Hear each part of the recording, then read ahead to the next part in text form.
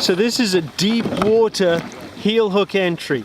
They got the boats pointing nose to tail, and Scott in the water is leaning backwards. He's got his feet pointing out. He's putting his outside foot into the boat first of all, then he's grabbing onto anything to get himself over. He's keeping his center of gravity low, and he's continuing to roll over, slide his feet in.